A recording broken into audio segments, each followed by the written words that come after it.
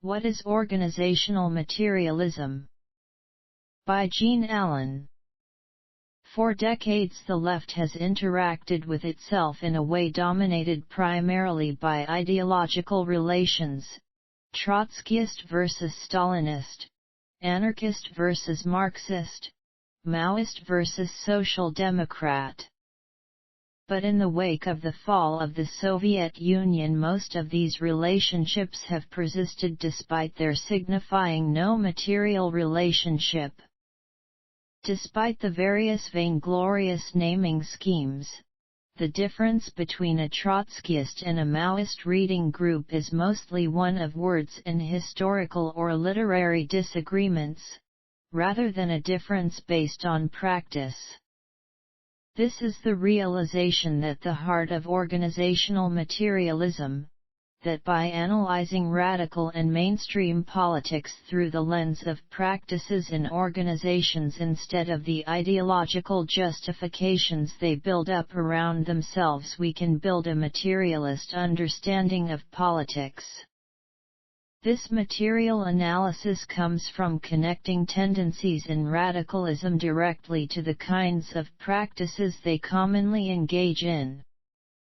These practices can usually be reduced to some combination of 5 practices: intellectual activity, mutual aid, electoral work, direct action, and labor organizing, and the ideologies which emerge from these groups usually emerge after the fact to justify work the group is already doing. By ignoring most ideological differences and looking purely at practices, organizational materialism allows for an actually materialist analysis of politics and shows just how many disagreements within the left are, more than useless, but signifiers of deeper pathologies. The 5 kinds of practices I analyze in organizational materialism: unions, labor organizing; intellectuals, intellectual activity; activist groups, direct action; parties, electoral advocacy; and mutual aid. These organizational practices should not be viewed in a hierarchical way. Any successful radical movement from Cooperation Jackson to Russian socialism consisted of groups which were pushing all of these forms. Which brings us to one of the most important conclusions of organizational materialism, that a certain level of fragmentation and division is actually useful so long as those divisions are based on real material differences. Russian social democracy was marked by tremendous fragmentation and internecine hatred, between the Narodniks and Bolsheviks, anarchists and Mensheviks. But without one of these groups the Russian left would not have been able to bring things into a revolutionary situation. Conversely, movements which were dominated by one organization or practice, from the alter globalization movement of the 90s to official communism in Western Europe, were each marked by a tendency towards degradation.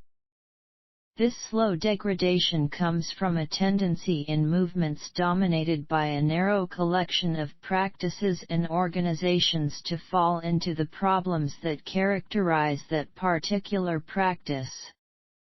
I've been writing lately about how this works at the micro level, but we can see this from the protest movements of the 90s to the self-destruction of the communist parties during the Cold War. What follows from this is that, past a certain point, one cannot simply fix the neuroses and pathologies of a practice within that practice.